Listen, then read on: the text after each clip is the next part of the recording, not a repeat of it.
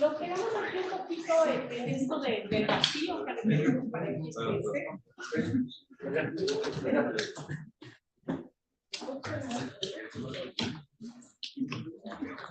y bueno, y además aquí ven una imagen, ¿no?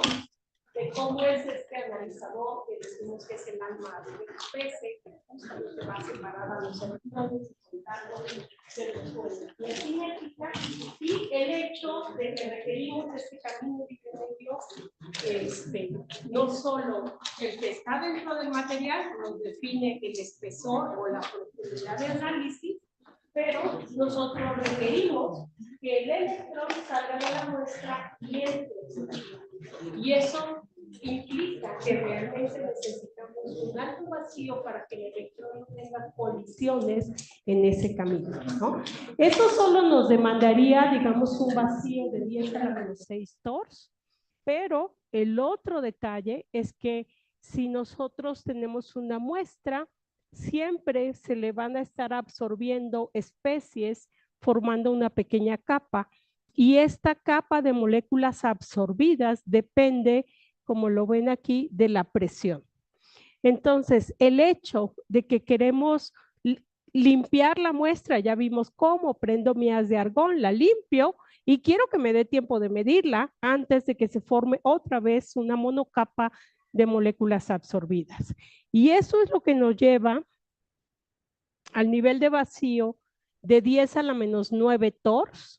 Y entonces ustedes pueden contar cuántos órdenes de magnitud estamos bajando de presión atmosférica a 10 a la menos 9 torr, ¿no? Entonces, son 11 órdenes de magnitud que tenemos que bajar la presión, y eso, claro, que implica que el equipo es sofisticado porque tengo que trabajar en esos niveles de presión, ¿sí? Y pues es cuidado en lo que se refiere a mantener este vacío todo el tiempo, pero eso nos da caminos libre medios enormes, o sea, no hay aquí 50 kilómetros, ese electrón no va a chocar con nadie cuando sale de la muestra y llega al detector, pero lo otro es que nos da alrededor de 3000 segundos antes de que se vuelva a absorber una monocapa, pues de lo que sea. Entonces nos da tiempo para hacer la medición. Entonces, efectivamente, para eso trabajamos en estos niveles de vacío, ¿no? Y bueno, esto ya no lo vimos, podemos medir de litio hasta uranio, es semi-cuantitativo y ahorita ya se dieron cuenta, vieron esta ecuación y la reducimos a un factor que resume todo, pero no es específico de todos los detalles, entonces es semi-cuantitativo, concentraciones por arriba de 0.1% atómicos, lo que debes esperar. Si tienen menos, de veras que es muy difícil verlo porque la técnica no lo permite, ¿no? Ventajas, no requerimos preparar realmente la muestra como para el TEM, ya están viendo el TEM, ¿no? Y a ver, adelgaza la 100 nanómetros, ¿no? Pues ese es el dolor de cabeza del TEM, es una maravilla, pero hacer estas muestras extremadamente delgadas no es trivial. Y bueno, profundidad de análisis depende de este camino libre medio. Podemos aumentarlo, disminuir este camino libre medio a través de modificar la energía de este fotón, y por eso el interés actual de tener ahora equipos de XPS que trabajen con plata o con cromo, creo, porque entonces aumentamos la energía cinética y eso nos permite mayor profundidad. Pero hay otras gentes que les interesa al contrario, menos profundidad, porque quieren ver esa monocapa de moléculas absorbidas. Entonces allí lo que podemos hacer es jugar un poquito con el ángulo de incidencia y todavía podemos ver más la superficie, ¿no? Entonces, pues esas son detalles. Alguien me preguntaba tamaño de muestra y todo esto ayer. Este es nuestro platito de 2 pulgadas, ¿no? Y entonces, pues podemos poner muestras, pues ahí lo ven, si esto mide 60 milímetros, podría poner una muestra de ese tamaño, que no me hace falta porque voy a analizar unas 100 micras a lo mucho, pero por eso ven que colocamos al mismo tiempo muchas muestras, ¿no? ¿Y cuál es la ventaja que tiene ahora el equipo? Es que esto que está aquí y que tomamos efectivamente una foto, esta foto guarda las dimensiones XY de dónde está la muestra. Entonces yo luego programo y me muevo de la muestra 1 a la 2, a la 3, a la 4, a la 5, sin tener que romper el vacío para volver a meter una nueva muestra, ¿no? Nunca lo rompemos totalmente porque tenemos una precámara.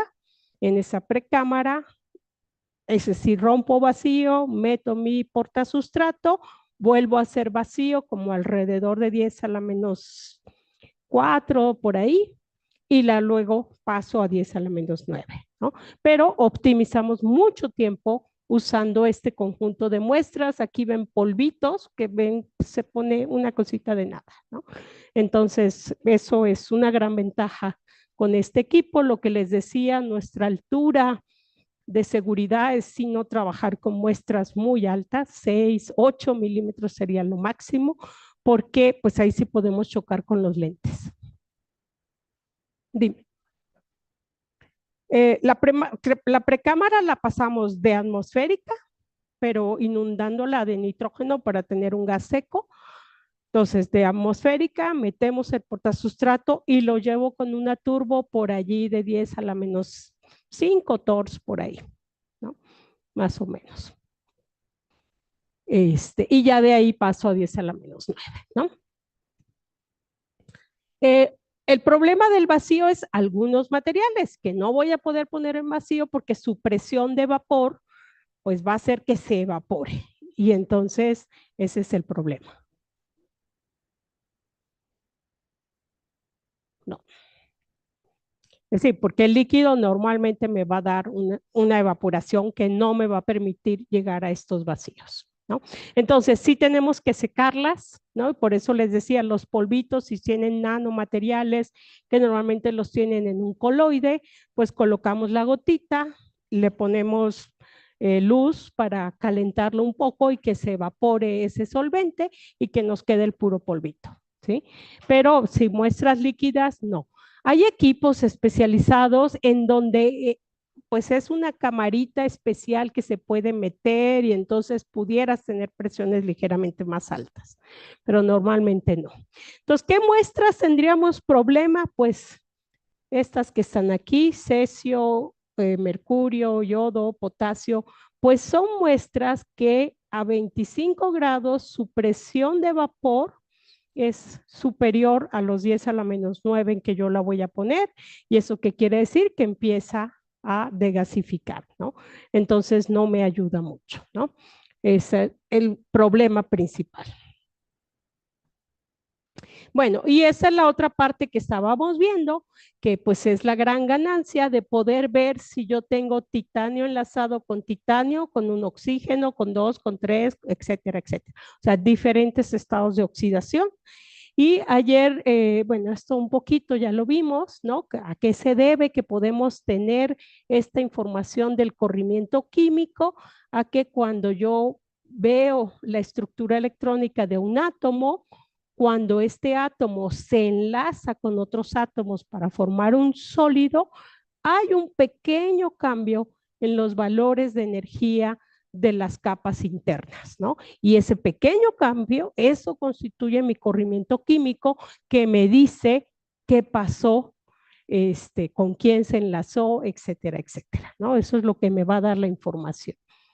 Es lo que decimos, chemical shift, lo van a encontrar en inglés, corrimiento químico, diríamos en español, y ustedes van a ver, esto es titanio metálico, los dos orbitales del pico 2p de titanio. Cuando titanio está en TiO2, el corrimiento químico típicamente 4.6 electromoles. Entonces, pues claro que podemos ver totalmente la diferencia, porque pues nuestra resolución, acuérdense, 0.8 electromoles, pues 4.6 se movió totalmente, ¿no? Entonces, pues estos valores los vamos a encontrar tabulados. Los metales de transición y en particular en titanio, hoy en día se ha visto que este corrimiento químico es un poco más complejo y que entonces, fíjense, hay veces que reportan otros valores que la separación del doblete, ¿se acuerdan esta separación del doblete que les dije es un valor? Pues resulta que cuando cambia el estado de oxidación es otro valor. Entonces, metales de transición, si sus muestras tienen metales de transición, hay que estudiar bien claro cómo están las separaciones de doblete y todo esto, porque se ha visto que hay efectos por allí, ¿no? que modifican estos valores. Si yo lo veo en una ecuación, ¿a qué se debe este corrimiento químico? Lo que vemos aquí es que esto va a ser proporcional, ese corrimiento, a cambios en los electrones de valencia. Claro, pues cuando se enlazaron, pues son los electrones de valencia los que forman los enlaces y entonces tenemos una contribución de este corrimiento debido a cambios que sufran estos electrones de valencia por transferencia, por redistribución, etcétera. Tiene que ver con cambios en la carga del átomo vecino, ¿sí? Y tiene que ver con distancias interatómicas, ¿no? Entonces, todo esto suma para decir cuánto es el corrimiento químico. Por eso decían, pues, y si cambio mi estructura de rutilo a bruquita, ¿voy a ver una diferencia? Pues a lo mejor sí, porque las distancias interatómicas, por ejemplo, podrían modificarse, la carga absoluta en el átomo vecino se podría modificar. Entonces, todo esto suma al corrimiento químico. No es trivial calcularlo, pero por eso nos vamos a los datos tabulados que hayan estudiado con muestras de referencia y con eso pues uno empieza a ver para cada una de sus muestras de cuánto espero que sea este corrimiento químico, ¿no? ¿Por qué les muestro esta ecuación? Me voy a brincar un poquito esto porque esto es lo que yo les había dicho. Este electrón se siente menos apantallado, es lo típico. Si la densidad electrónica cambió, pues él se va a sentir más o menos apantallado y esto pues cambia estas posiciones de energía, ¿no? Y claro, en estos que tienen muchos estados de oxidación, pues voy a tener diferentes niveles de corrimientos químicos, ¿no? Entonces, ahí hay que tener mucho cuidado cuando uno analiza este tipo de muestras, ¿no? Aquí hay un ejemplo, el aluminio versus óxido de aluminio. Pues, ¿por qué? Porque también el aluminio, que siempre se pasiva formando esta capa de óxido de aluminio, me va a pasar que si yo quiero medir mi muestra de aluminio, pues me encuentro que este es el aluminio metálico y que acá tengo un gran pico de óxido de aluminio, ¿no? Entonces veo estos dos picos.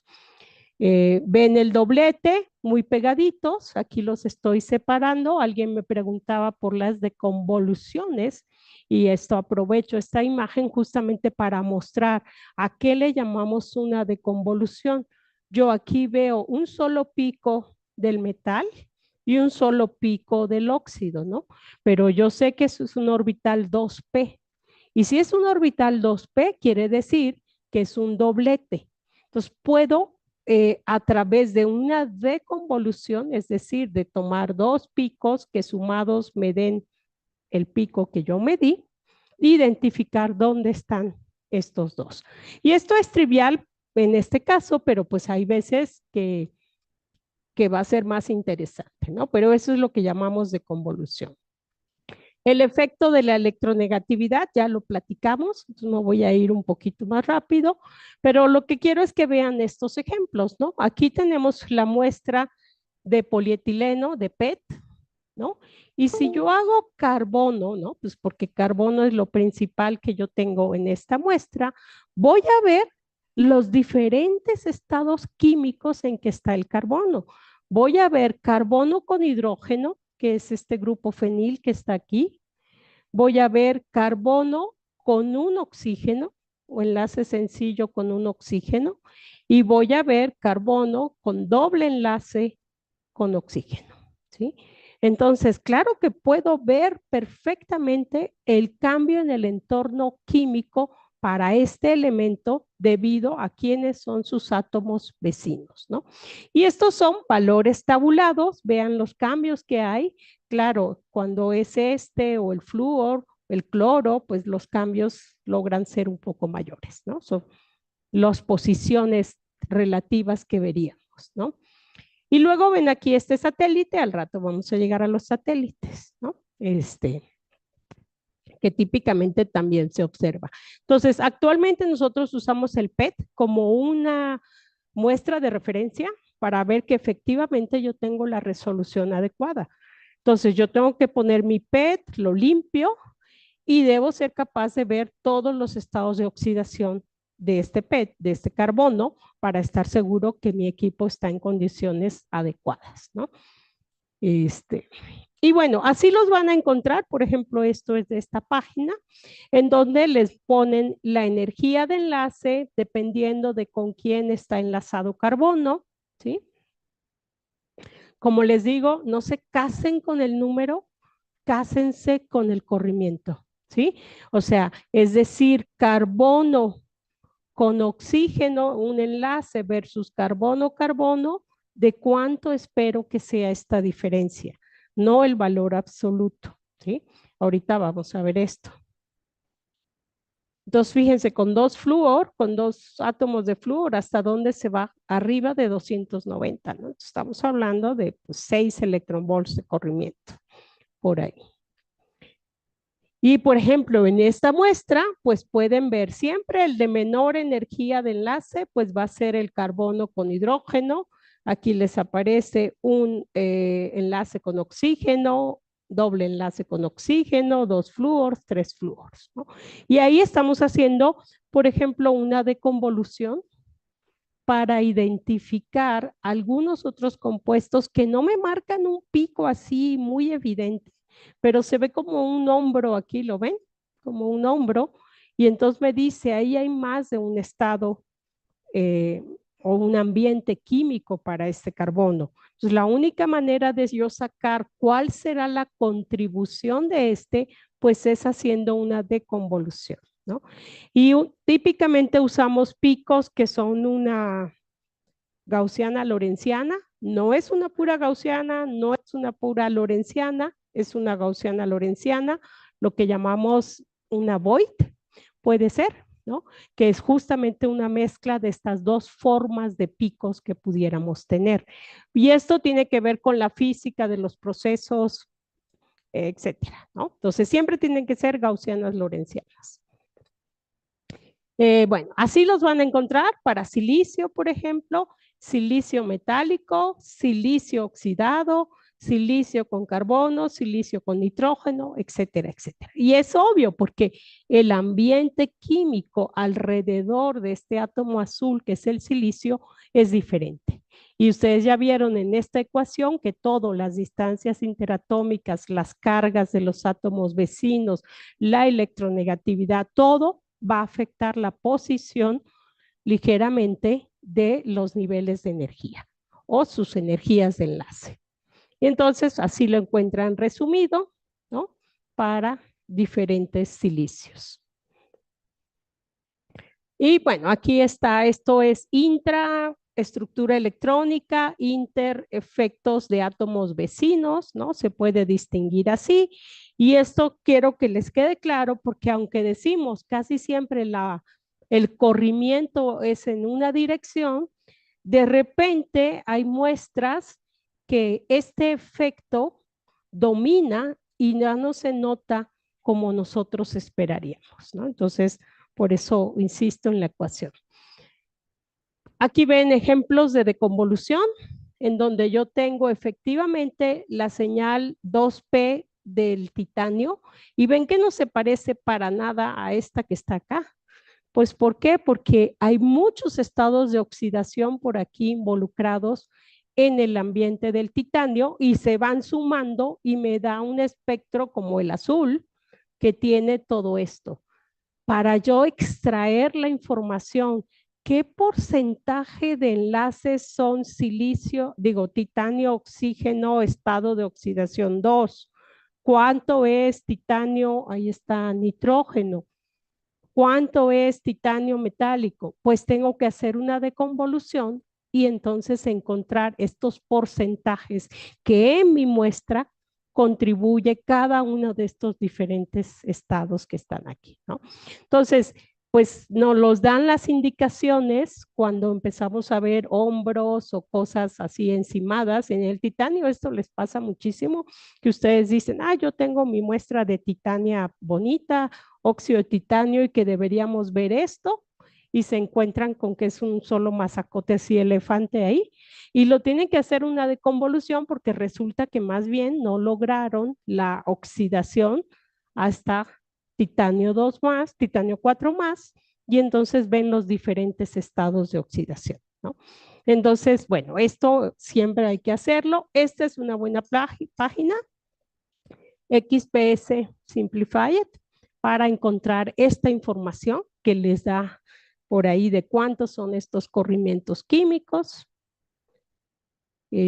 Aquí está otro ejemplo en donde, como les digo, ustedes esperan dos picos bonitos, pero miren, se encuentran con que tienen titanio por aquí, titanio en estado de oxidación 2, el azul sería estado de oxidación 4, ¿no? Y el verde intermedio, estado de oxidación 3.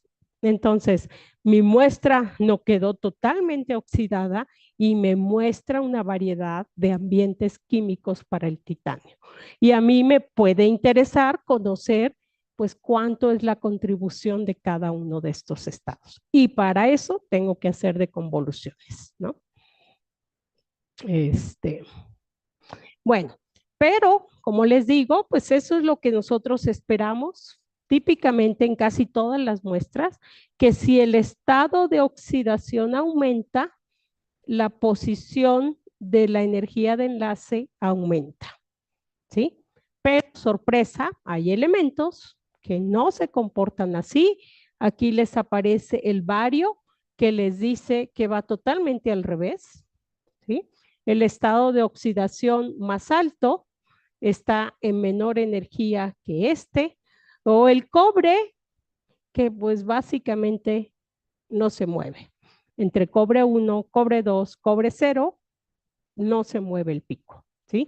Y esto es porque, bueno, estos otros efectos intraatómicos que decíamos, y aquí tienen el efecto del cobre, nomás les voy a mostrar esta parte del 2P del cobre metálico, cobre CuO, Cu2O, y no hay prácticamente un corrimiento, ¿no? Entonces, hay gente que agarra y empieza a hacer deconvoluciones aquí en el pico y me dice que tiene más Cu en estado 1 que en 2. No es posible para el cobre. Hay otros indicadores para el cobre que tendríamos que usar, ¿no? Y eso es importante. Bueno, esto es lo que les estaba diciendo. Entonces, ¿qué otros indicadores? Justamente es donde entramos en estos modos avanzados, en esos satélites que aparecen por allí, que me podrían dar información complementaria, y eso es por ahí importante, ¿no? Pero ya ustedes tienen clarísimo que entonces, si yo quiero conocer esta energía de enlace lo más precisa posible, tengo que tener unas muy monocromático, ¿sí? Para que mi resta salga perfecta. Tengo que tener un espectrómetro que mida la energía cinética de la cual salió el electrón bastante bien, y pues ahí le inviertes al mejor equipo posible y esperamos que tenemos el mejor equipo aquí. Pero seguimos con ¿Cuánto vale esto? ¿Acaso ustedes saben cuánto vale la función de trabajo de su muestra? No sabemos, ¿no? Es un parámetro que es un problema porque depende justamente de cada muestra, ¿no? Entonces, este valor que está aquí, ¿no? Y en parte por varios de los fenómenos involucrados en el proceso, en que si esto es mi estado inicial, es decir, yo tengo electrones en el nivel 1s, 2 electrones en el 2s, 6 electrones en el 2p, más mi banda de valencia, y esto está en un cierto equilibrio que define la energía de enlace, y que tal vez esa energía de enlace le puedo llamar es la real, ¿no? La de mi átomo así perfecto.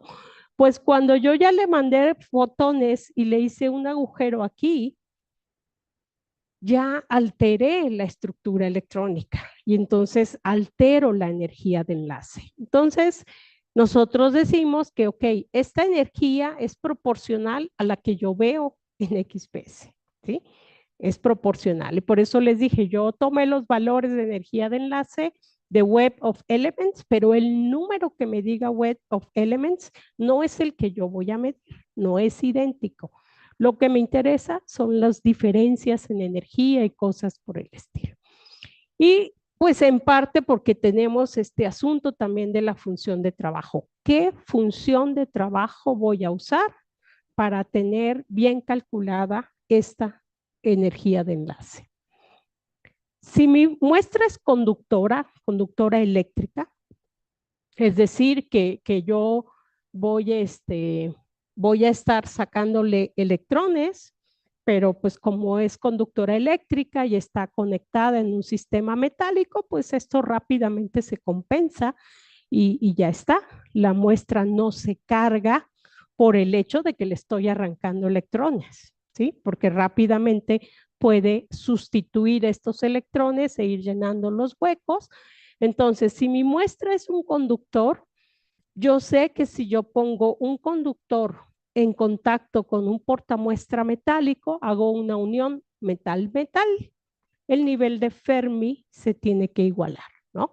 Eso es lo que me diría que eso debe pasar cuando yo pongo dos muestras diferentes, se tiene que formar en la interfase o el nivel de Fermi común. Pero si son metales, pues esto es fácil porque se van a igualar y entonces yo puedo decir que, ok, no sé la función de trabajo de mi muestra, pero sí sé la función de trabajo del portamuestra, del equipo.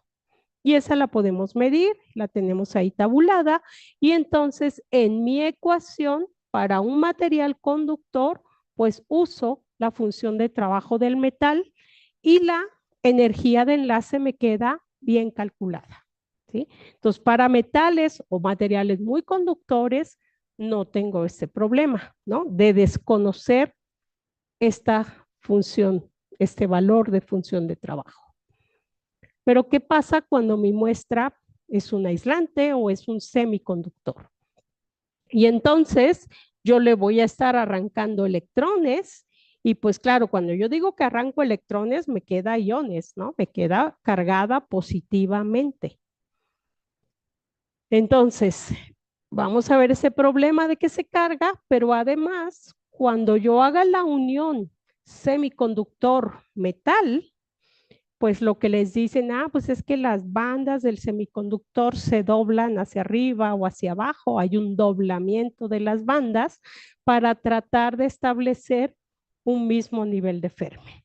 Pero ese nivel de Fermi que se establece ya no es el que yo conocía como el del portasustrato, porque tiene que haber entre el semiconductor y el metal transferencia de electrones y esto modifica esa función de trabajo. Entonces, cuando mi muestra es no conductora, realmente no conozco cuál es la corrección que debo hacer de función de trabajo. ¿Cómo lo voy a solventar esto que no conozco? Y bueno, aquí está el mismo dibujito pensando en que este es el equipo está aterrizado, yo conozco su función de trabajo, si mi muestra es metálica y yo me conecto, pues se igualan y no hay problema, ¿no? Pero si mi muestra no es metálica y yo desconozco esto, no sé cuál función de trabajo voy a usar en mi ecuación fundamental. Entonces, tengo que usar una señal de referencia, ¿sí?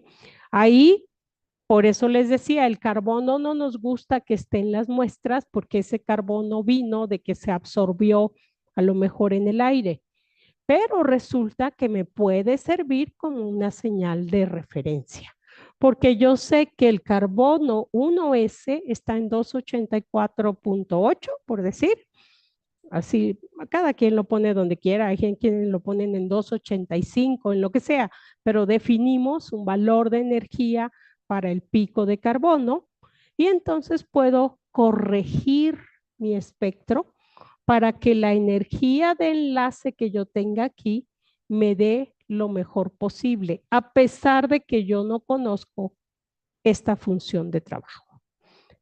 Si queremos ser más finos, pues podemos ponerle un poco de oro, un pedacito de oro en la superficie de la muestra, sobre todo, por ejemplo, si su muestra tiene carbono y a ustedes lo que les interesa estudiar es el carbono, ahí se vuelve un problema porque no voy a poder usar el carbono, porque a lo mejor el carbono está enlazado con oxígeno y si yo lo muevo a 284.8 dije que está solito carbono-carbono. Entonces ya hice un error en mi interpretación. Entonces, si su muestra les interesa estudiar el carbono, vamos a tener que poner otra señal de referencia en la superficie de la muestra para que me llegue la señal del oro y diga, ok, el oro tiene que estar en tal valor y entonces recorro todo el espectro y ya tengo un valor corregido de energía de enlace. Por eso, no le hagan caso a los números absolutos, ¿sí? Vean las diferencias entre un pico y otro, vean los corrimientos químicos, de cuánto están reportados, porque si son diferencias, pues ya no importa el valor absoluto.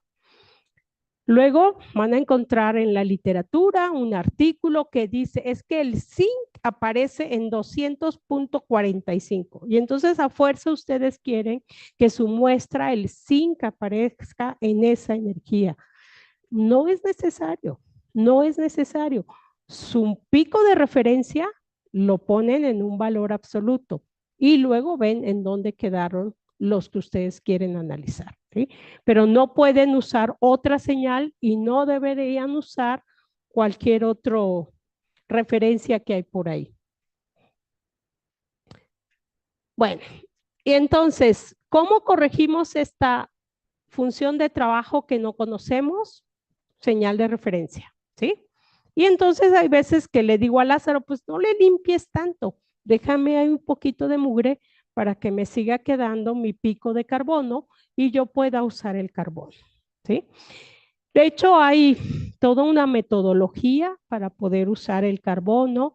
Yo soy parte de los expertos de México en los estándar ISO y entonces en los estándar ISO se establece toda una metodología de cómo usar el carbono como señal de referencia, ¿no? Entonces, si ustedes buscan las ISOs, van a encontrar esa información, ¿no? Y las gentes que trabajan mucho esto a nivel internacional han publicado artículos, pues sí, porque la norma la tienes que comprar, entonces siempre es un problema, pues si no tienes dinero no puedes comprar la norma, pero ellos han publicado artículos, bueno, luego se los paso si les interesan, en donde justamente dan esta información al público, pues para que hagamos bien esta parte de la corrección, porque de veras que es un problema, ¿no? Los valores en que estemos reportando. Entonces, señal de referencia para muestras semiconductoras o aislantes, ¿sí? Eso es bien importante. Lázaro hace muchos trucos, hay veces pone unas rejillas de algún metal arriba, ¿no? Y pone a su muestra por debajo de la rejilla. Si su muestra es un polvo, mide el polvo muy cerca de una parte metálica para que al menos este flujo de electrones ayude a que compense las cargas, etcétera, ¿no? O sea, se hacen muchos trucos para tratar de tener los espectros lo mejor referenciados posibles sin el efecto de que no conozco esta función de trabajo. Pero vamos al otro problema de los aislantes y los semiconductores que les dije. Si yo tengo un conductor, al conductor le estoy arrancando electrones, debería irse cargando positivamente, pero como está conectado a tierra, pues desde ahí le fluyen electrones y se compensa la carga, ¿no? Y entonces el electrón no genera una carga estática en la superficie. Pero si yo tengo un aislante, pues si le saco electrones, se me va cargando ahí positivo y no hay manera. Estos electrones de aquí abajo, pues no pueden fluir. Y entonces tengo una carga estática en la superficie de mi muestra. Y esta carga estática la sumo aquí porque ven que es una carga positiva y yo quiero sacar electrones y ahora se encuentran una barrera ahí que no los deja del todo salir. Entonces, mi electrón que yo voy a medir pierde algo de energía cinética por brincar esta barrera de carga estática. Entonces, mis espectros, y este es el ejemplo que está aquí, ¿no? El flúor debería estar acá y aparece por allá. ¿Sí? Hay un corrimiento enorme por carga. Y mientras más carga se acumule, más grande va a ser el corrimiento, que a veces perdemos a los picos, ya no sabemos quién es quién, porque están totalmente fuera de su posición de energía. ¿Qué hacemos? Ese es un problema real, ¿no? ¿Qué hacemos? Pues esto hacemos. Tenemos un sistema de neutralización de carga. Ok, yo sé que de la Tierra no podemos compensar cargas estáticas en la superficie del semiconductor, pues entonces voy a empezar, ¿no? Ahí está mi carga, le voy a empezar a inyectar, bueno, este es mi medidor, déjenme seguir avanzando para que lo vean. Le empiezo a inyectar electrones de baja energía, ¿sí? Que traten de compensar esta carga positiva que se estuvo estableciendo, ¿sí? Entonces, este es el medidor, esto es mi haz de rayos X, le estoy sacando y se va cargando positivo, pero le empiezo a meter estos electrones que están aquí. Si se me pasa la mano, se me pueden cargar negativo. Entonces, me estoy ayudando en paralelo con un haz de iones de argón, pero de muy baja energía. Como ya ven que tengo un haz de iones de argón, porque hago la limpieza, pues uso ese mismo haz de iones de argón, pero con energías chiquititas que no van a dañar a la muestra, no le vamos a arrancar nada, pero que entre un poquito de positivos, un poquito de negativos, yo pueda mantener mi carga, mi muestra sin carga. Cancele todas las cargas estáticas que se le puedan producir. Y esto, hace unos años solo usábamos por eso creo me confundí aquí, porque hace unos años solo usábamos la fuente de electrones de baja energía, pero si se nos pasaba la mano, al rato ya la cargábamos la muestra al revés, no positiva, sino la cargábamos negativa. Y de repente por allí alguien tuvo esa genial idea de decir, bueno, pues vamos a jugar con estos dos de manera que podamos mantener la carga estática, ¿no? Entonces, parte de lo que estamos ahorita, que estamos justamente poniendo el equipo a que funcione adecuadamente, es esto.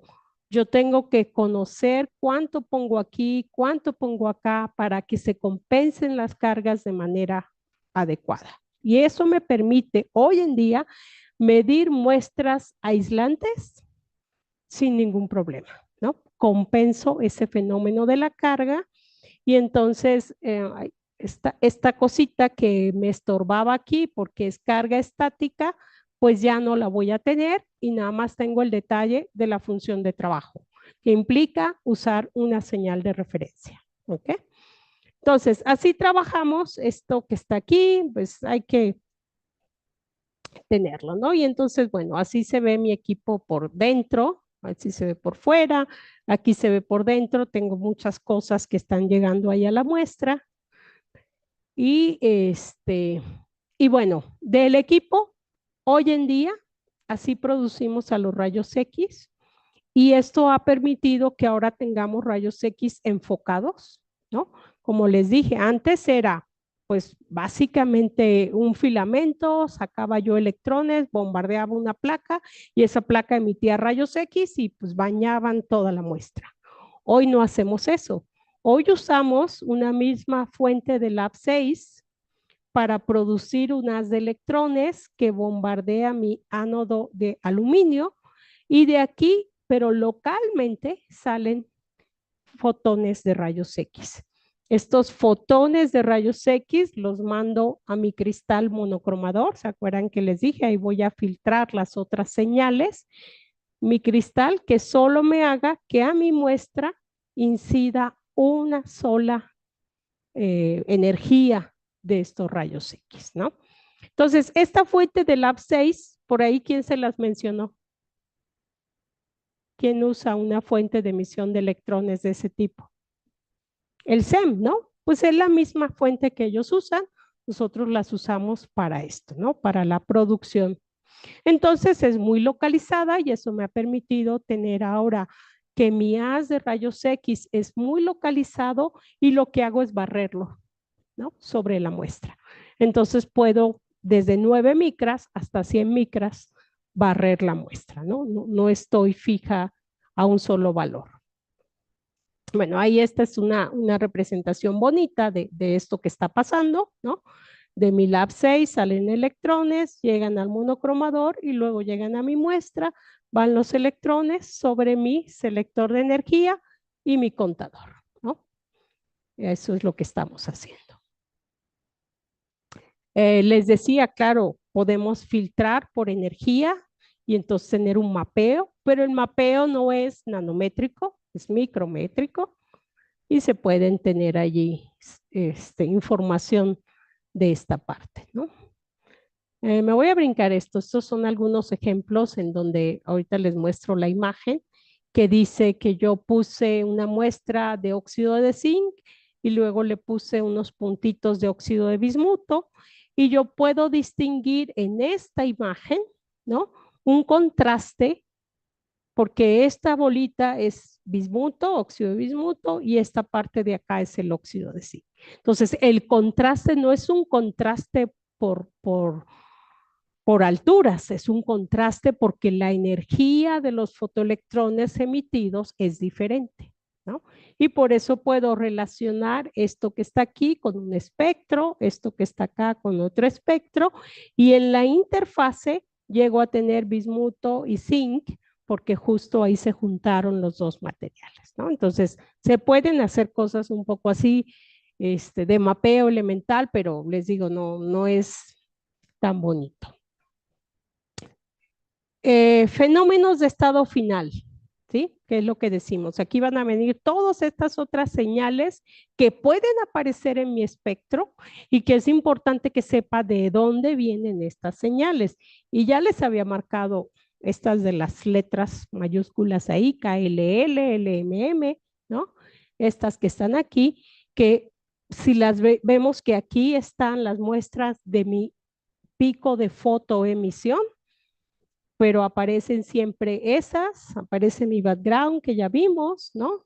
Ahí va a estar. Entonces yo tengo mis picos principales, pero sigo teniendo estos que no les he platicado. Y bueno, luego regresamos a banda de valencia. Pero estos son efectos de estado final, es decir, el hecho de que yo ya empecé a modificar mi material arrancándole electrones. Y arrancándole electrones, pues modifica la estructura electrónica de la muestra y da lugar a varios fenómenos que me van a dar picos en el espectro. El primerito son picos Oyer, y es lo que estamos llamando como KLL, LMM, ahorita los vemos. Luego tenemos plasmones, que vamos a ver que podemos ver plasmones por aquí. Tenemos un par de satélites, que bueno, tienen estos nombres de Chekhov, Chekhov, pero ambos son satélites, que vamos a ver de dónde vienen. Y tenemos este fenómeno que decíamos de los desdoblamientos múltiples, ¿no? En donde en lugar de que se desdoble en 2 picos por acoplamiento spin-órbita, se desdobla en 5 o en 6 o en no sé cuántos, o un orbital S que es simétrico y que no debería tener desdoblamiento, les muestra un desdoblamiento, ¿no? Entonces, todos son efectos de que he modificado la estructura electrónica por el bombardeo con rayos X. Bueno, estos son los nombres, ¿no? Entonces, aquí están, esto que será una muestra, aquí dice tengo una muestra de vidrio y no sé qué, pero bueno, aquí está mi pico para este titanio, ¿no? Tiene titanio LMM, titanio LMM, LMM, LMM, todos estos picos que terminan siendo lo que llamamos electrones Oyer. Este señor Oyer lo que se dio cuenta es que en estos espectros que se estaban midiendo aparecían picos que no provenían de ningún orbital, ¿sí? Entonces, lo que se dio a la tarea es de dónde más podrían venir electrones que mi detector siempre llegaban y que claro que los volvían a ver, ¿no? Volvían a venir a medir la muestra y volvían a encontrar estos picos que ahora le llamamos Oyer, gracias a que él hizo todos estos cálculos. ¿Y qué es lo que pasa? Nosotros dijimos, yo hago incidir radiación electromagnética, rayos X, saco un electrón, a ese electrón le medí la energía cinética, perfecto, me da un pico de fotoemisión, ¿sí? Y esos ya los vimos. Pero sabemos que después, en este agujero que quedó aquí, voy a tener fenómenos de relajación. Algún electrón de una capa superior va a llenar ese agujero que tiene más energía, y entonces bueno, pasa de este nivel a este nivel y el exceso de energía pues lo va a tener que liberar, ¿no? Y en esa liberación dijimos, pues así se forman los fotones de rayos X, porque muchas veces ese exceso de energía justamente se emite como un fotón. Ese es un fenómeno. Pero los fotones de rayos X en XPS a mí no me interesan. Yo no los mido, mi detector no mide fotones, ¿no? Entonces, esos no me estorban. Pero resulta que lo que él calculó era qué pasa si en realidad lo que se hace es que el exceso de energía se lo pasa a otro electrón de una capa más externa y ese electrón es el que sale, ¿no? Entonces calculó esas probabilidades y efectivamente es una probabilidad bastante alta y cambian con el número atómico. Mientras más pesados sean los elementos, hay más probabilidad de emisión de picos Oyer que fotones de rayos X, ¿sí? Entonces, pues esto lo vamos a ver en muchos elementos pesados y como es un electrón que sale con una energía cinética, pues sí lo voy a detectar. Va a llegar a mi detector y voy a medir un electrón con una energía cinética, que sí es característica. No se va a ir al background, porque voy a empezar a encontrar muchos y me van a dar lugar a un pico. Tiene una energía característica. Y esa energía característica ahora, esa es su energía cinética, lo que involucra, ok, el nivel, el enlace del primer nivel de donde hice el agujero, ¿sí? Menos la energía del electrón que bajó de un nivel y el exceso de energía que él se llevó que estaba en el otro nivel. Entonces, en lugar de haber un solo nivel de energía involucrado, ahora tenemos el nivel K involucrado y dos niveles L, ¿no? Involucrados. Y entonces las notaciones, eso es lo que me dicen, cuáles niveles están involucrados. KLL quiere decir pues que el hueco fue en el K y luego dos subniveles de la capa L, uno bajó el electrón y del otro salió otro electrón. Y como esto da lo mismo si aquí pongo L1 o L2 o L2, L1, ¿no? Porque no voy a saber quién bajó y quién salió. Sí voy a saber porque las energías son un poquito diferentes. Entonces, los picos de Oyer, los picos de estos electrones Oyer, me voy a venir aquí y ahorita regresamos. Ay, no puse otra. Normalmente, tienen esta estructura muy compleja, ¿no? Y vean todos los M, ¿no? La capa M es lo que decimos es un orbital ¿qué? K es S, L es P y M es D, ¿sí? Y entonces nosotros, pues claro, tenemos en los orbitales D de las capas M, pues mucho el desdoblamiento nos genera diferentes niveles y aquí se pueden involucrar diferentes combinaciones de qué electrón sale y cuál electrón baja y llena el hoyo, el agujero. Y entonces esto hace que esto me permita distinguir los picos Oyer de los picos de XPS, de los picos de fotoelectrones. Normalmente esos son delgaditos y sale un pico muy bien formadito, mientras que Oyer termina siendo un conjunto de picos que se acoplan por ahí, ¿no? Entonces, en las bases de datos, esta información normalmente está bastante bien reportada, cuáles son todas las posibilidades de picos Oyer de diferentes elementos. Entonces, por eso nos resulta que no es tan difícil yo identificar en mi espectro estos picos, ¿no? Que suelen ser más anchos y como con una estructura compleja, ¿no? Con diferentes sombritos y demás, ¿no? Entonces, esos picos Oyer siempre hay que identificarlos porque de otra manera van a creer que es otro elemento. Van a decir, ah, no, pues aquí tengo un pico, voy a buscar qué elemento. No, primero veo, ok, tengo titanio, ubico todos los Oyer de titanio y ya luego veo si me siguen sobrando picos que no he identificado para ver si me falta identificar algún otro elemento, ¿no? Entonces, hay que identificar los picos Oyer. Y bueno, es un fenómeno de relajación. Por eso les decía, hay una espectroscopía,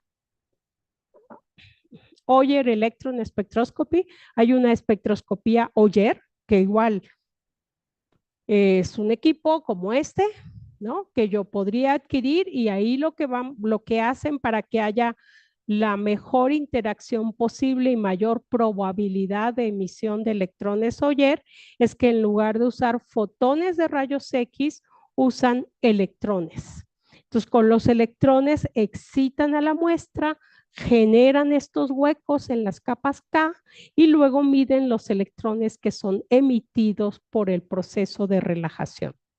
¿Cuál es la ventaja de la espectroscopía Oyer? Que a los electrones los puedo enfocar y entonces me da una escala nanométrica, ¿no? Entonces la espectroscopía Oyer es muy bonita por eso, porque puedo hacer mapeos muy finos de la muestra midiendo estos electrones Oyer.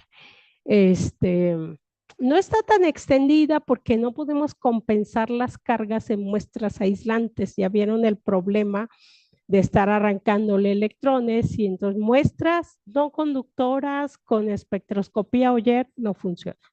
Entonces la gente que está trabajando puros metales, pues puede ser feliz con una espectroscopía Oyer, ¿no? Porque ahí no va a tener ese problema. Pero bueno, es una técnica. Aquí está lo que les he platicado, ¿no? Otro satélite que le llamamos plasmones. ¿Qué son los plasmones? ¿Quién trabaja plasmónica por aquí? Nadie todavía. Decimos que los plasmones son excitaciones colectivas de los electrones de conducción en un metal, por ejemplo, ¿no? Sabemos que tenemos nuestra banda pues, de valencia en un metal que está semillena, no está totalmente vacía, y ahí tenemos muchos electrones. Y normalmente, si yo le hago incidir radiación electromagnética, estos electrones de manera individual pueden responder a esa radiación electromagnética, que al final es lo acelero para arriba, luego lo acelero para abajo y entonces pongo ese electroncito también a oscilar a la frecuencia que hice, pero lo hacen de manera individual. Pero resulta que tienen una capacidad de repente de responder de manera colectiva. Todos vibran a la misma frecuencia.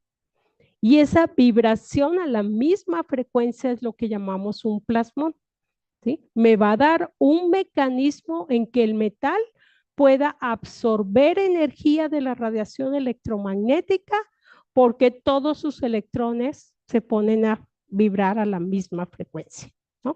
Entonces, ¿cuál es la ventaja de por qué la plasmónica está asociada hoy en día a todo lo nanométrico?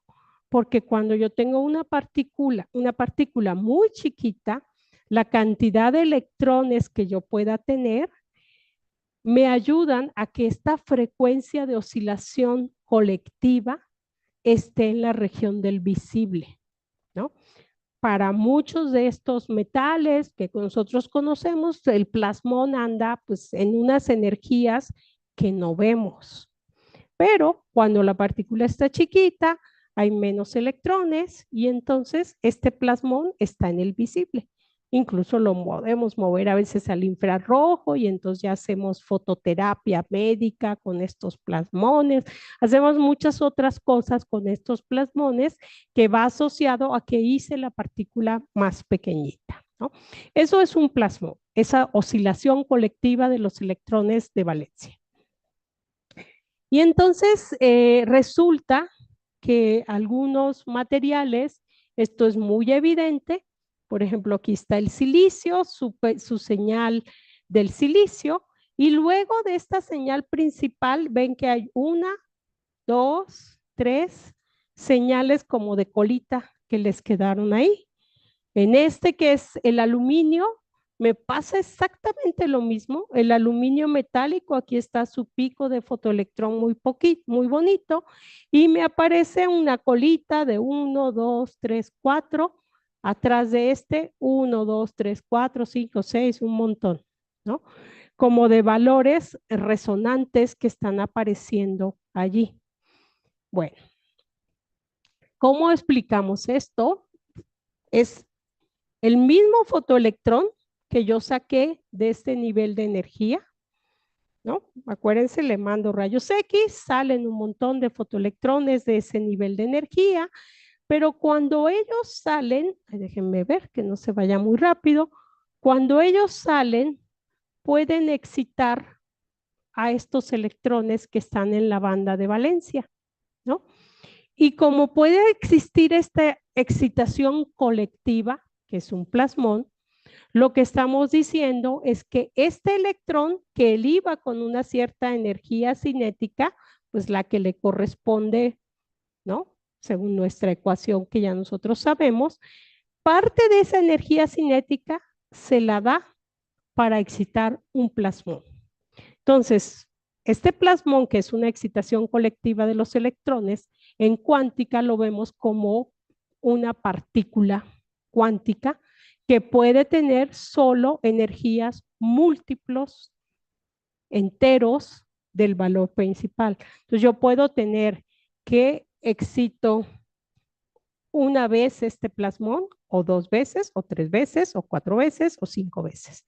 Y voy a necesitar una vez su energía, 2 veces su energía, 3 veces su energía, 4. Entonces, este electrón perdió energía cinética asociada con cuántos plasmones excitó. ¿Y eso qué pasa en mi espectro? Pues que este llevaba una energía cinética de 70, pero excitó a un plasmón de, yo no sé, 5 o no sé cuánto por ahí. Pensemos que 5. Entonces 70 menos 5 se viene, bueno, es que aquí estamos en energía de enlace, perdón, no energía cinética. Entonces lo voy a ver como más enlazado, ¿no? Porque él ya no llevaba 70, sino 65 de energía cinética. Yo lo veo como más enlazado, entonces por eso aparece aquí.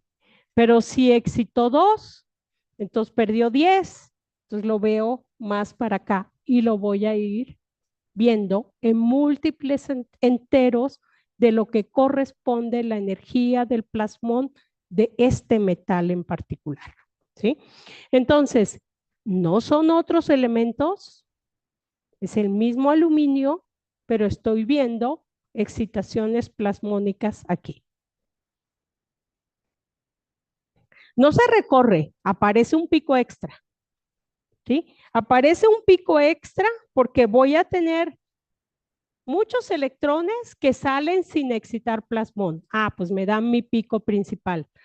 Algunos otros excitan un plasmón, otros excitan 2 plasmones, otros, y entonces me van apareciendo picos, pero lo interesante es que están separados la misma distancia. ¿Ok? Entonces, estructuras plasmónicas las vamos a ver así como estos picos igualmente espaciados.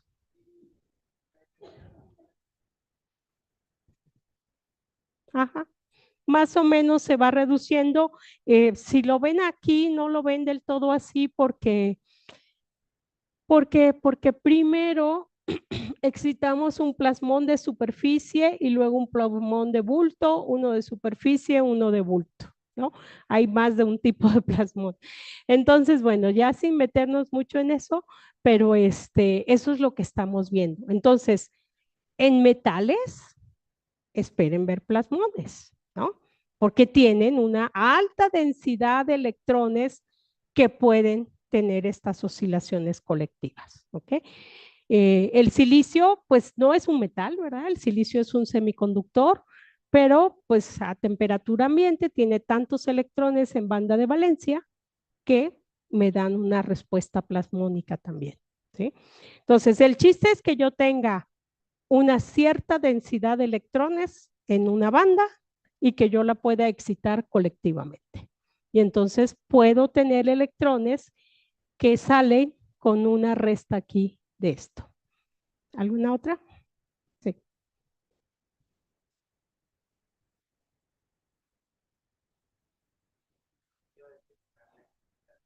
Del plasmón.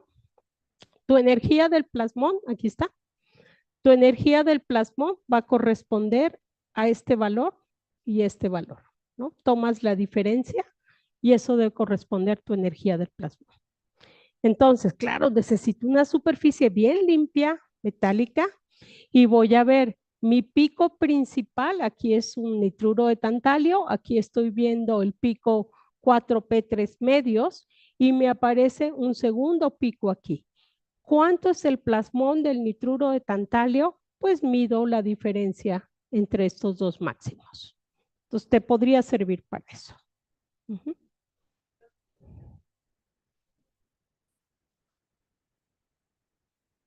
Están reportadas para los materiales o los metales en bulto, no nanométricos, es porque ahí depende del tamaño, ¿no? Entonces, sí, para la plata es 6 electronvolts o yo qué sé, ¿no? Ahí está el numerito, creo que es 4 para la plata. Entonces, 4 electronvolts es lo que tú esperarías en la plata. Y ya no sé si aquí adelante está, no. En el carbono, me voy a regresar hasta allá para que lo vean. El carbono tiene una especie de plasmón que lo vimos por ahí. Ay, no, es mucho. Ay, no, es que está hasta acá. Ahí estaba, ¿no? Este satélite que tiene que ver con estas excitaciones electrónicas. Entonces también ese está muy reportado. Entonces, si tú tienes una estructura altamente conjugada con carbono, ahí saben que a los 6 electronvolts del pico principal aparece. Entonces sí están reportadas, pero en estructuras nanométricas, pues como que depende del tamaño, ahí no vamos a saber, ¿no? Déjenme venir. Entonces, bueno, esto es bien importante porque luego se encuentra en un artículo que les dice que ese piquito es otro elemento y es un gran error, ¿no? No es otro elemento, es un plasmón asociado. Entonces, titanio nos muestra plasmones, plata nos muestra plasmones, oro nos muestra plasmones, ¿no? Entonces, muchos metales nos van a mostrar estos plasmones y no debemos cometer el error de pensar que es otro elemento porque apareció otro pico. Primero reviso. Si veo esta estructura periódica como que se repite, oh, ya me dio como la idea que podría ser un tipo satélite, ¿no? De plasmones. Y averiguo en mi muestra si tengo o no tengo reportados plasmones de estas muestras, ¿ok? Satélites de otro tipo, satélites intrínsecos, que otra vez tienen que ver con la muestra, son de la estructura electrónica de la muestra. Y ahora les presento el cobre enterito. Hace rato les dije, aquí está el cobre, la señal del cobre 2P, ¿no? Nada más uno de los orbitales. Y les dije, si yo me veo su energía de aquí, yo no puedo distinguir el estado de oxidación 1, el 2 o el metálico porque no hay un corrimiento significativo. Pero cuando les muestro el resto, ven que está totalmente diferente, ¿no? Esto es cobre metálico que tiene aquí otro pico. No es el orbital, es otro pico. Este es estado de oxidación, ¿qué? ¿1 o 2? 2. Y tiene esta cosa y otro pico, o sea, tiene 3 satélites ahí agregados, ¿no? Y este estado de oxidación 1 y tiene unos satélites también por ahí, ¿no? Y esto tiene que ver con la estructura electrónica del cobre. Es tan particular que da lugar a estos satélites que llamamos intrínsecos. Entonces, ¿qué es lo que pasa aquí? Yo tengo, en este caso, ven que es como un metal, banda de valencia llena, banda de conducción vacía, ¿sí? Digo, un metal, un semiconductor. Y entonces lo excito, le saco un electrón y ese electrón en su camino me excitó un electrón de banda de valencia a banda de conducción. Quiere decir, este electrón perdió un poquito de energía, pues porque la usó para una excitación. Pero esta excitación otra vez es cuantizada, es un delta de energía cuantizado. Por lo tanto, es capaz de darme una señal característica como un pico, porque va a ocurrir en varias ocasiones. Entonces, muchos electrones van a llegar que perdieron exactamente este delta de energía, ¿no? Entonces, esto le llamamos un satélite y en el cobre, ahí tiene hasta toda la notación de cómo están estas transiciones electrónicas que pueden excitar y que dan lugar a este pico o que dan lugar a estos, etcétera, etcétera. Entonces, yo puedo distinguir qué estado de oxidación tiene el cobre si hago un análisis con cuidado de los satélites asociados, ¿no? Porque están bien reportados. Entonces, no es información que no sirva, me sirve si yo sé que el cobre tiene este tipo de comportamientos, ¿no? Y así podemos encontrar otros por ahí.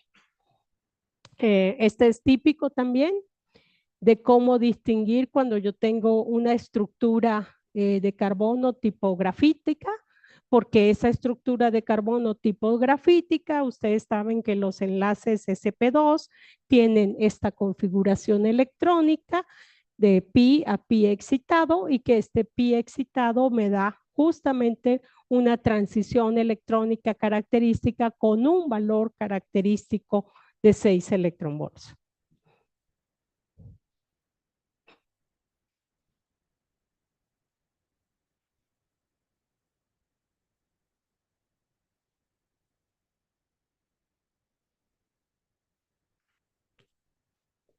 Te van a aparecer, no tanto que se sumen, sino que se traslapan.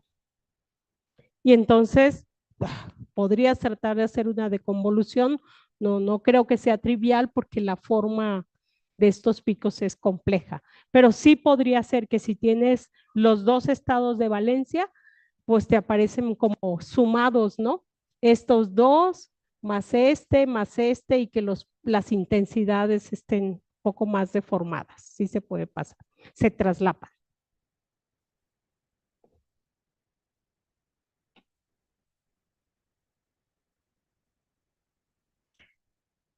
Bueno, sí se hace complicado porque no puedes hacer una deconvolución tan fácil, ¿no? Puedes justamente tratar de explicarlo en que ambos se traslapan porque esas posiciones están reportadas. Y la verdad es que lo que han hecho es que hay algo más que no voy a explicar aquí que se llama los parámetros Oyer.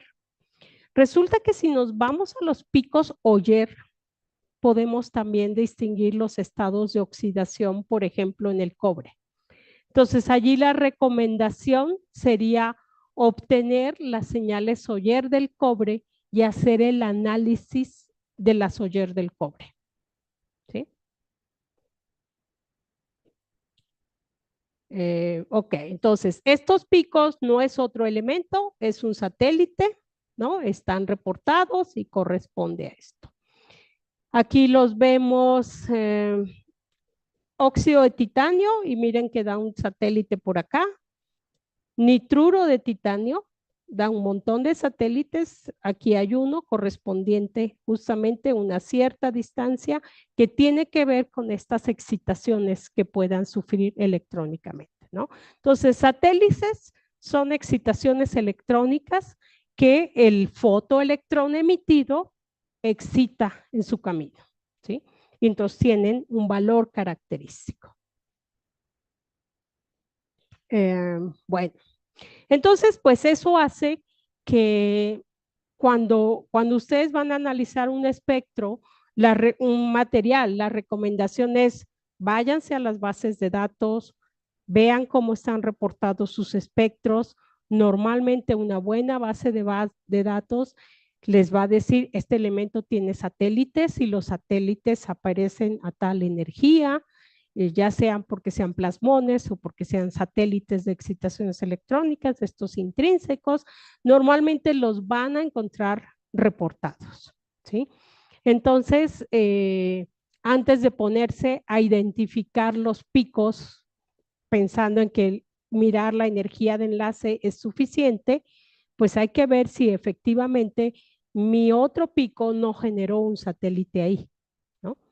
Eso es como el mensaje aquí, claro, ¿no? El otro punto que tenemos justamente de estado final son lo que llamamos desdoblamientos múltiples, ¿no? Este hecho de que, en lugar de que un orbital se desdoble en dos, se pueda desdoblar en más de dos, ¿no? O el que no se debía desdoblar, se desdoble. Estos son característicos, tienen que ver con el mismo fenómeno, ¿no? Al spin órbita y sobre todo van a ocurrir en elementos que tienen espines desacoplados, ¿no? Que de por sí en su estructura electrónica tengo espines que no están acoplados y que me van a generar pues como que un efecto más intenso aquí. Entonces, primera cosa extraña que me puede ocurrir es que el pico cromo 1S se desdoble, ¿sí? Que no debía desdoblarse porque no hay desdoblamiento en los orbitales S. Aquí hay un hierro 1S desdoblado. Aquí aparece en este óxido de cobre también una señal 1S del cobre desdoblado, ¿sí? Y esto pues justamente aquí les dice, esto se desdobló en dos, pero este se desdobló, ¿no? Prácticamente en tres y pueden ser 3, 5, etcétera, ¿no? Hay toda la física alrededor. Entonces, ¿quiénes me dan lata, hierro? Todos esta familia de picos son desdoblamientos múltiples que hay en el hierro. Entonces, claro, si su muestra es hierro, hay que analizarla con mucho cuidado, hay que leer una literatura específica en que me hable del desdoblamiento múltiple que existe en el hierro. Si yo ya nada más quiero decir, tengo hierro, pues no pasa nada, ya encontré el pico del hierro. Pero si pasa como dice acá su compañero, quiero ver cuánto hierro 2 y cuánto hierro 3 tengo, porque eso es importante para yo entender mi estructura.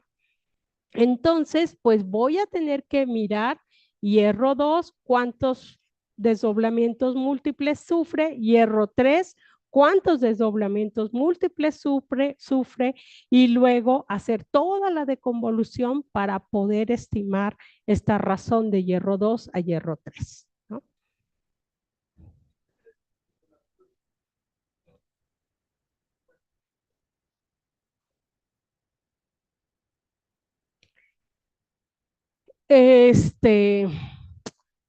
Pues es un relajo, ahí ya se te junta todo, porque mira, por ejemplo, aquí les dice, aquí hay un satélite, pero estos de aquí son desdoblamientos múltiples.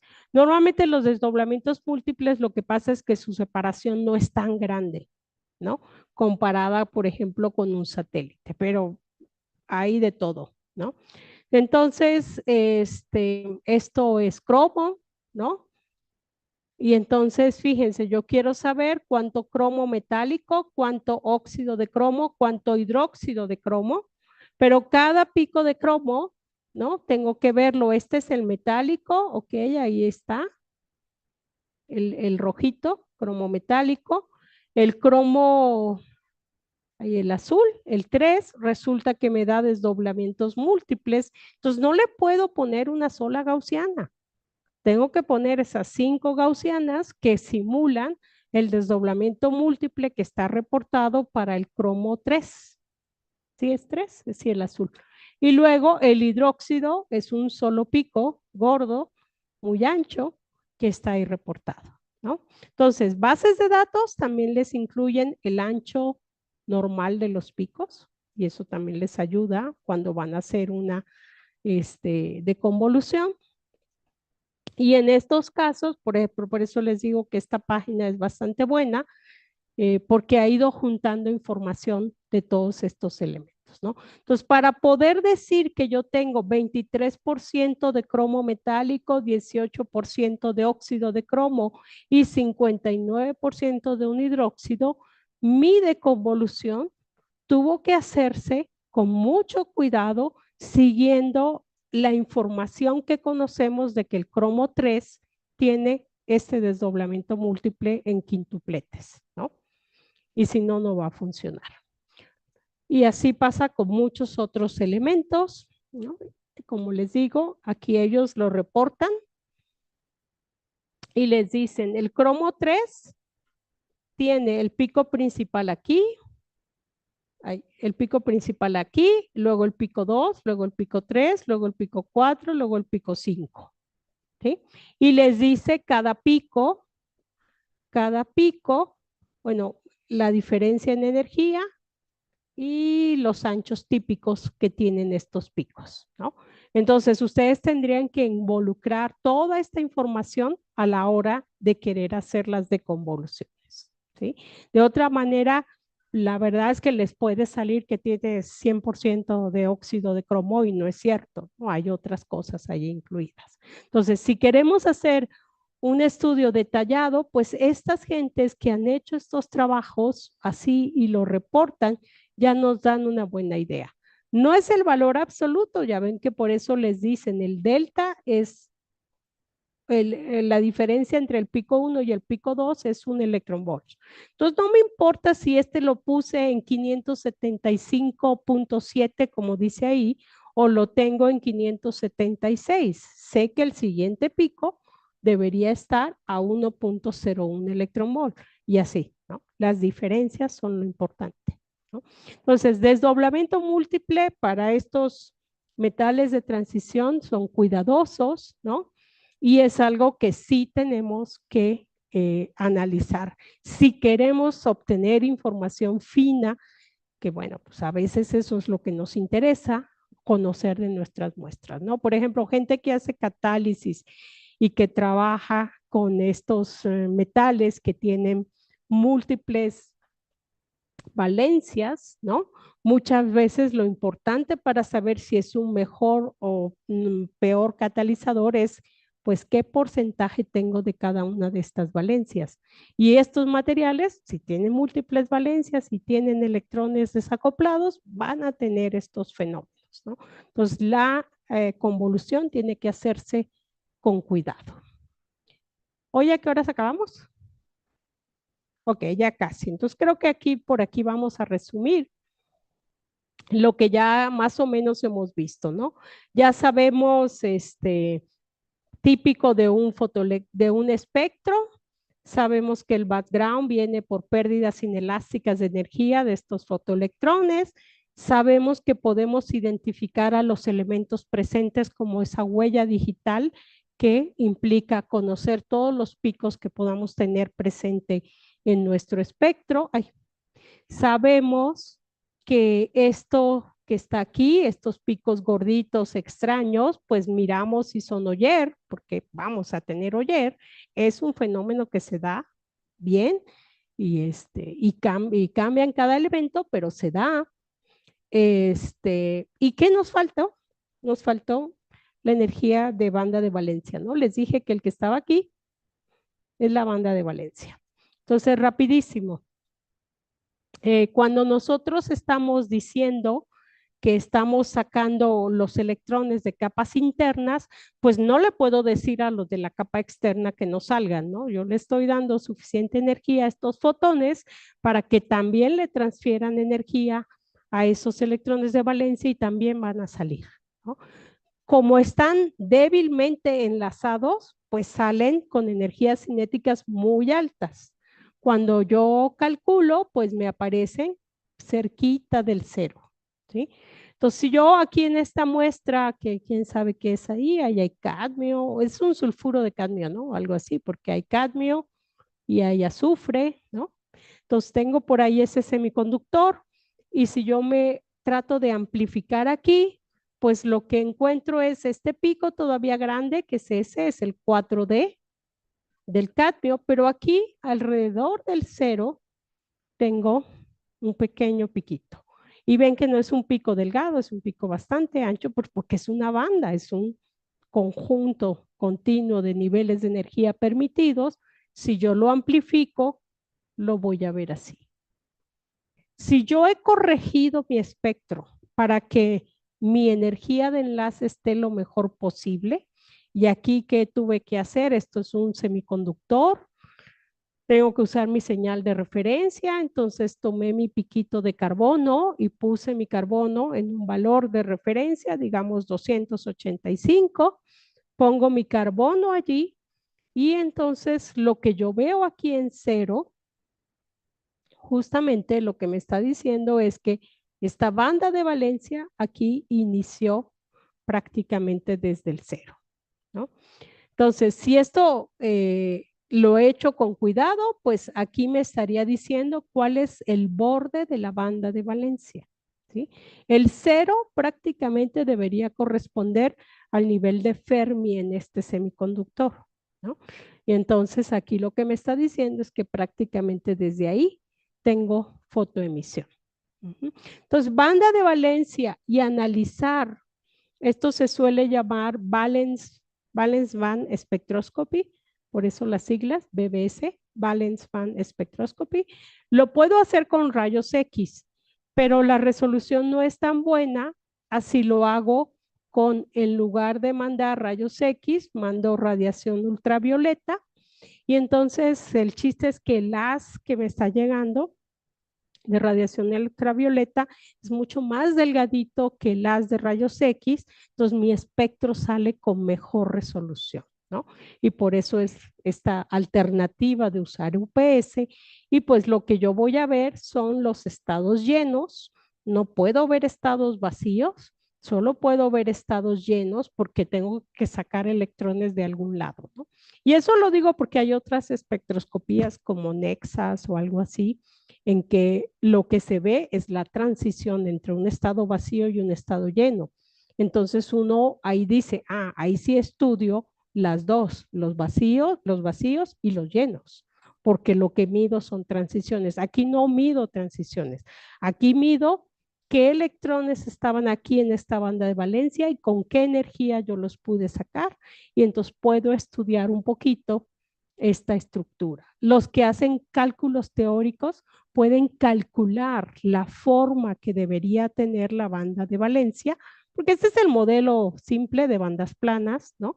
Pero sabemos que el modelo real es este, y entonces la banda de valencia, ¿dónde está? Aquí está, la banda de valencia tiene una estructura.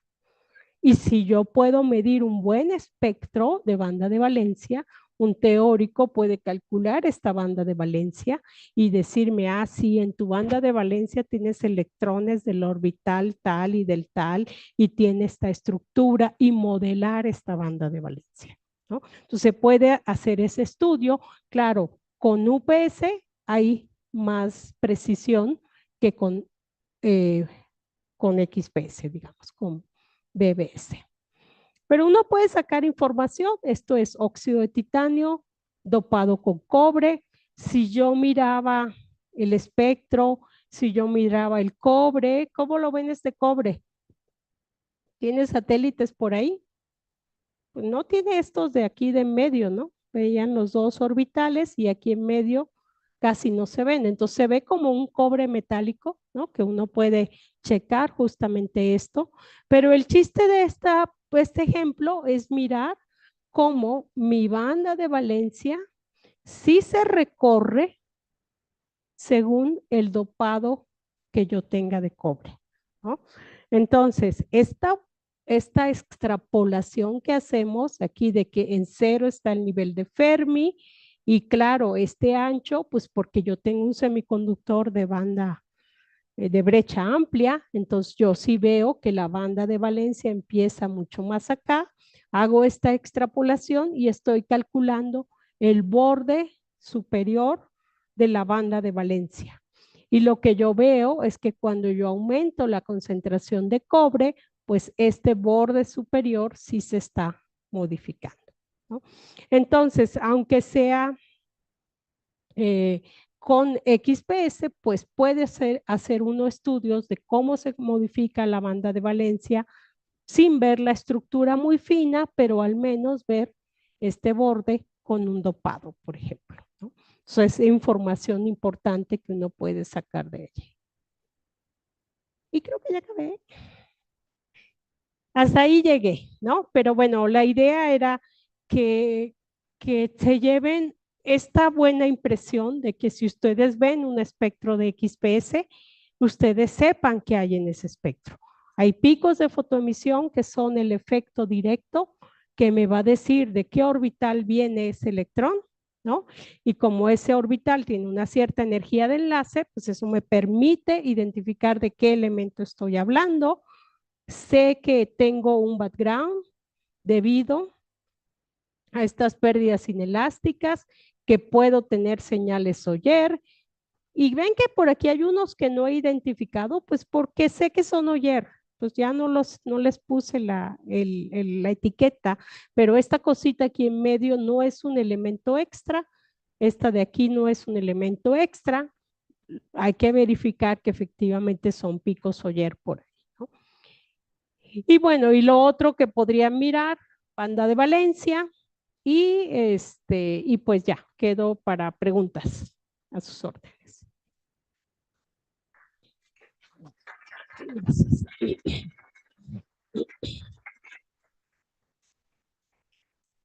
Justo acabamos. No sé, preguntas.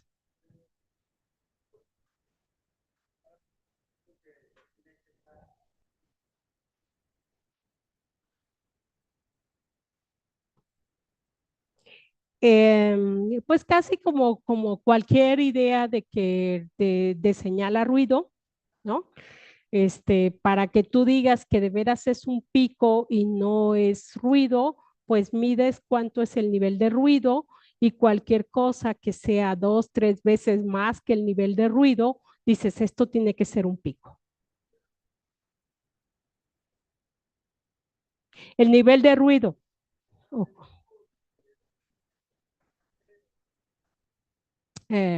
cuánto acumule. Sí. Tenemos muchas cosas que definimos a la hora de la adquisición, y una de las cosas que definimos a la hora de la adquisición es qué resolución en energía voy a usar, ¿no? Entonces yo defino esa resolución. También defino cuánto tiempo quiero estar acumulando señal. Y entonces, claro, pensarías que mientras más acumulo, pues más se promedia el ruido y entonces voy a poder distinguir mejor un piquito por allí. Entonces, a la hora de adquirir el espectro, si uno define esos detalles, ¿no? Si mi concentración yo sé que de por sí es baja, pues sí me conviene que se acumule suficiente tiempo, que se mida con bastante resolución. Hay algo que no les platiqué, lo del ancho, ¿no? El ancho de cada pico, pues estamos hablando de la energía de enlace y la ponemos como un valor absoluto, pero todos los picos vieron que tiene un ancho. ¿Y quién nos dice por qué tenemos un ancho? ¿Qué principio fundamental de mecánica cuántica nos dice que no podemos conocer esa energía absoluta? certidumbre de Heisenberg, ¿no? Entonces van a tener un ancho y por eso, pues siempre el pico de fotoemisión, por muy bonito y por mucho que quieras acumular, va a tener un ancho, ¿no? Desde el principio físico, ¿no? Aparte, mi equipo, mi resolución del medidor, etcétera, etcétera, ¿no? Eso sí lo deben considerar. ¿Otra pregunta? ¿No? ¿Ya les quedó clarísimo? ¿No?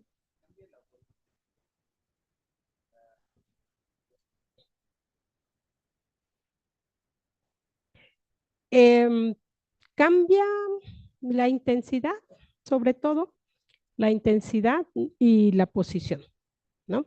El de superficie siempre está a menores energías, hay menos electrones en la superficie, entonces ahí está a menores energías, ¿no?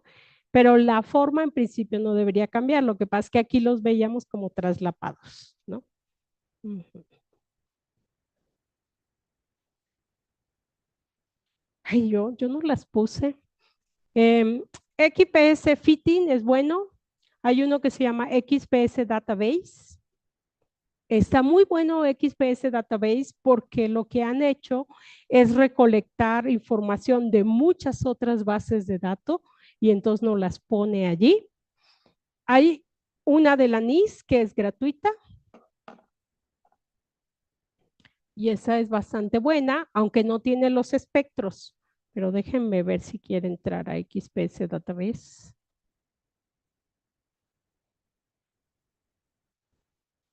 XPS Database. Ay, Database.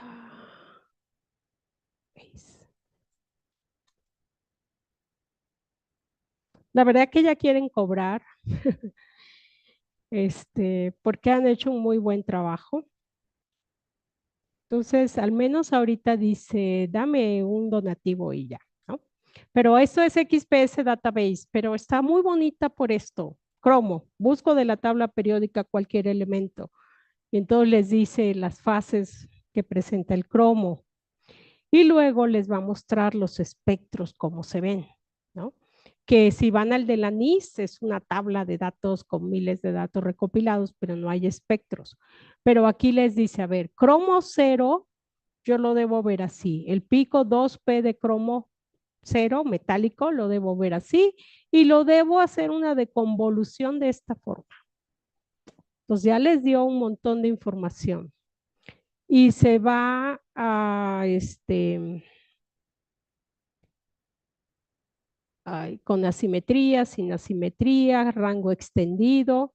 Luego les dice cómo vería el 3P y el 3S, o sea, se va a otros orbitales, ¿no? Y así se sigue, como ven el survey completo de un cromo metálico, y las posiciones de energía de los Oyer, de las LOS, que es como los plasmones que estamos hablando. Les da la tabla, les muestra el espectro de banda de valencia, les muestra los plasmones del cromo. La verdad que han hecho un excelente trabajo.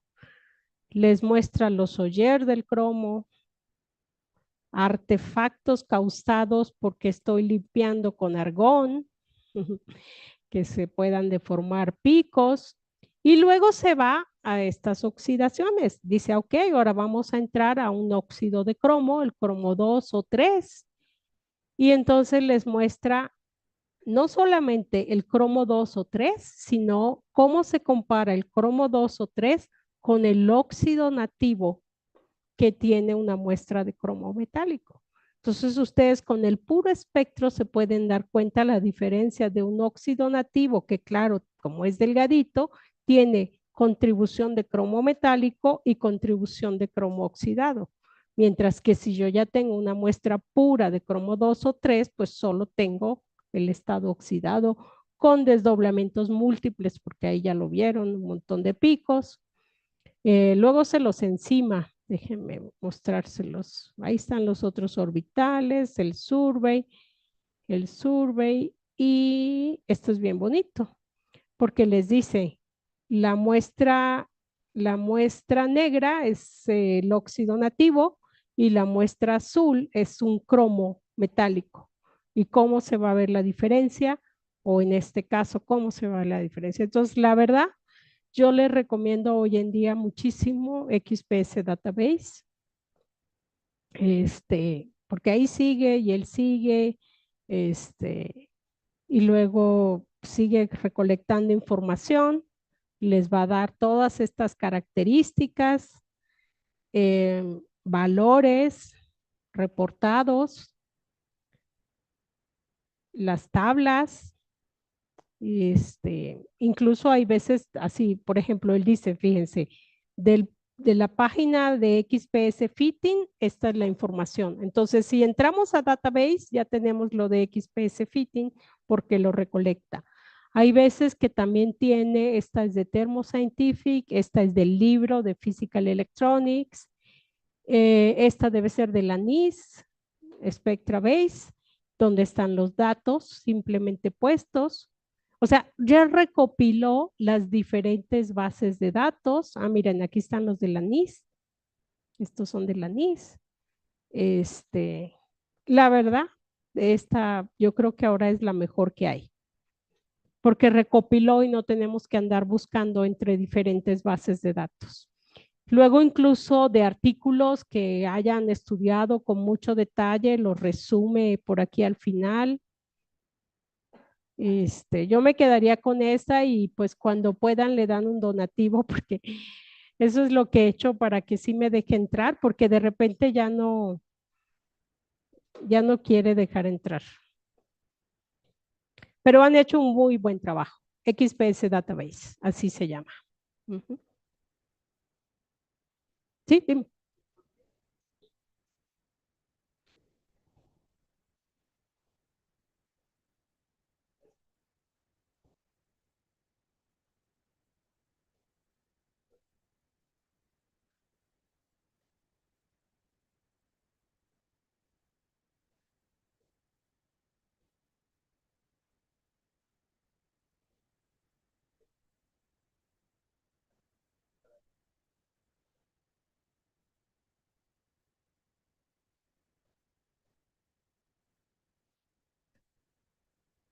Um, pero es que eh, si tú usas luz visible, pues con trabajos te alcanza para hacer transiciones electrónicas entre los niveles de banda de valencia, banda de conducción, pero no te va a alcanzar para hacer el fenómeno de fotoionización que yo requiero, que es arrancar un electrón.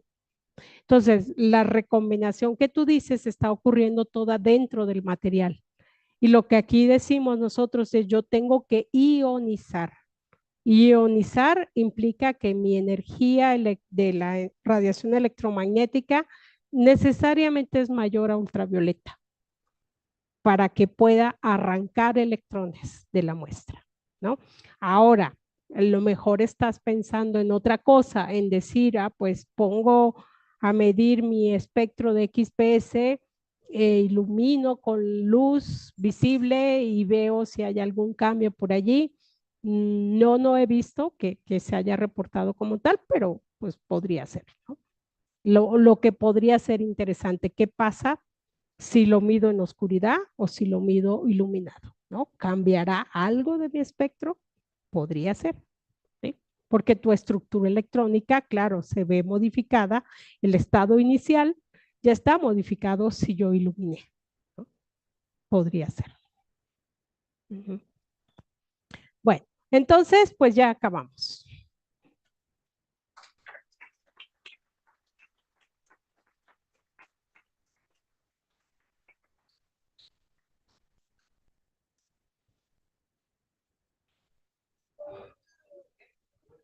No les tienes que hacer el anuncio de que no se vayan, ¿o cómo? Hasta las 3, ¿verdad? Por eso me decía él que a las 3.